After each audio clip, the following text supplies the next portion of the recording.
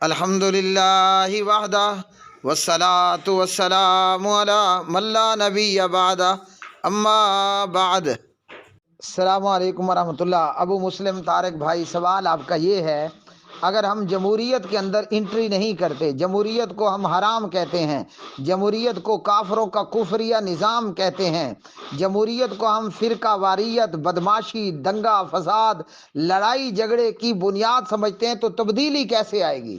سبحان اللہ۔ آپ کے سوال کا جواب اللہ سبحانہ وتعالیٰ فرماتے ہیں، اعوذ باللہ من الشیطان الرجیم، لقد کان لکم فی رسول اللہ اسوۃ حسنہ۔ پیارے نبی صلی اللہ علیہ وسلم کی ذات میں کلمہ پڑھنے والوں کے لیے نمونہ ہے، اور نمونہ بھی بہترین آئیڈیل نمونہ ہے۔ ہمارے پیارے نبی علیہ السلام نے کیا کیا کہ آپ علیہ الصلاۃ والسلام نے دعوت کا کام کیا۔ جب آپ صلی اللہ علیہ وسلم کی بعثت ہوئی، پوری دنیا کے اندر کافروں مشرکوں کا غلبہ تھا، اور پوری دنیا کے اندر ہر طرف ہی کفار کا نظام حکومت رائج تھا۔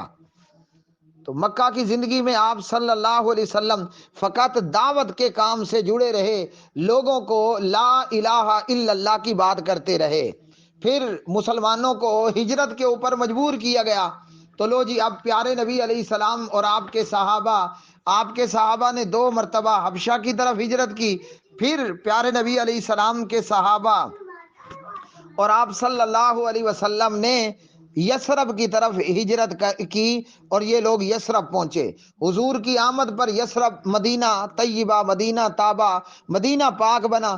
یہاں بھی رہ کر پیارے نبی علیہ الصلاۃ والسلام نے دعوت کا کام جاری اور ساری رکھا، اور جب مسلمانوں کو اللہ نے قتال اور جہاد کی اجازت دی، اذن للذین یقاتلون بانہم ظلموا وان اللہ علی نصرہم لقدیر، جب اللہ نے قتال کی اجازت عطا کر دی تو اب مسلمانوں نے دعوت کے ساتھ جہاد کا کام بھی شروع کر دیا، اور پہلا باقاعدہ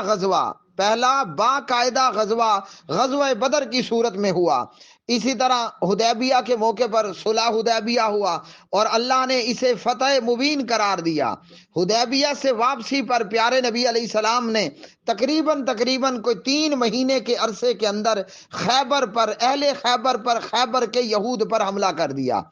پھر کچھ ہی عرصے بعد نبی پاک علیہ الصلاۃ والسلام 10,000 کا لشکر جرار لے کر وہ مکہ مکرمہ کے اوپر چڑھائی کر دیتے ہیں، اور جب نبی پاک علیہ السلام ہجرت کر کے مدینہ پہنچے تھے تو یہاں اسلامی حکومت کی داغ بیل ڈالی، بنیاد رکھی، اور حدیبیہ کے موقع پر کفار مکہ نے باقاعدہ طور پر اس اسلامی ریاست کا اور مسلمانوں کا وجود تسلیم کیا، اور 10 سال کے لیے ایک صلح نامہ اور ایک معاہدہ ہوا۔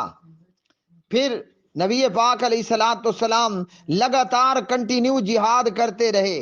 حدیبیہ سے واپسی ہوئی، اور پھر 2 سال کے اندر نبی 2 یا 3 مہینے کے اندر خیبر پر حملہ ہوا، اور یہ معاہدہ کفار مکہ نے خود ہی 2 سال کے اندر معاہدے کی خلاف ورزی کی، اور حضور نے مکہ پر چڑھائی کر دی۔